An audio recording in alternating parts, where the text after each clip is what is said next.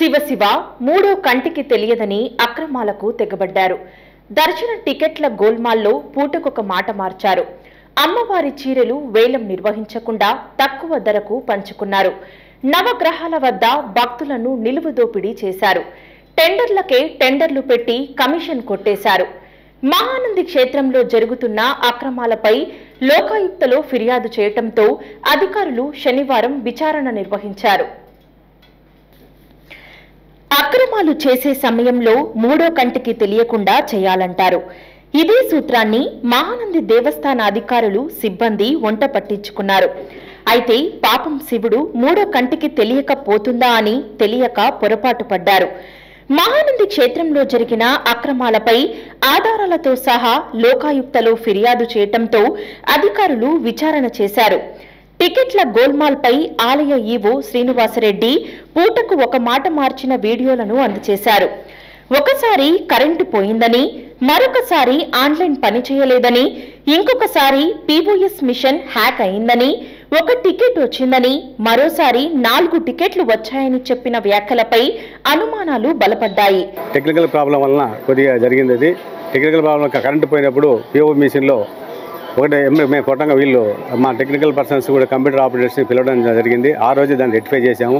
మేము ఆ రోజు 9వ తారీఖు నాడు టికెట్లు ఆన్లైన్లో ఇవ్వడం జరుగుతుంది. టీఎంఎస్ సిస్టమ్ ద్వారా టీఎంఎస్ సిస్టంలో పనిచేయడం ఆన్లైన్ టికెట్లు పనిచేయకపోవడం వలన పీఓఎస్ మిషన్ ఏర్పాటు చేసినాం. పీఓఎస్ మిషన్లో కొన్ని టికెట్లు ఇచ్చిన తర్వాత ఒక టికెట్ పీఓఎస్ మిషన్ టికెట్ కొడతా ఉంటే హ్యాంగ్ అయింది.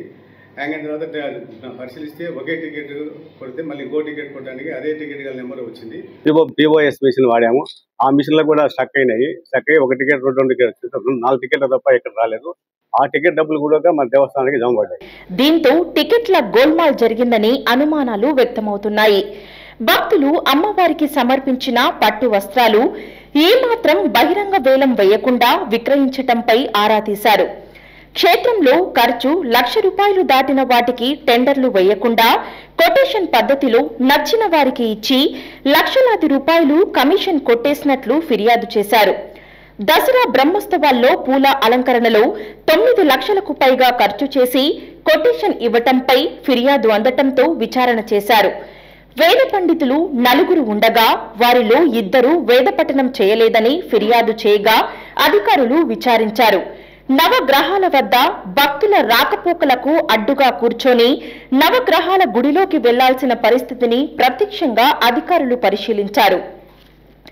దసరా బ్రహ్మోత్సవాల్లో నవరాత్రుల పూజల నిర్వహణలో ఫిర్యాదు చేయగా అధికారులు విచారించారు. అదేవిధంగా ఆశీర్వాదం టికెట్లతో గర్భగుడిలో అభిషేకం నిర్వహించటం పలు విమర్శలకు దారితీస్తుంది.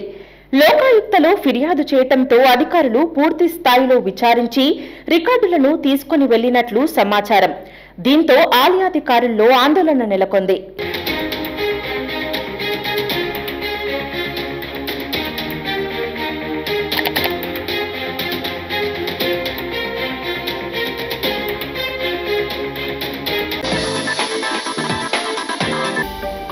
హలో అండి, నేను మీ గిరాక్ Sita. Please do subscribe to Nandyal communications.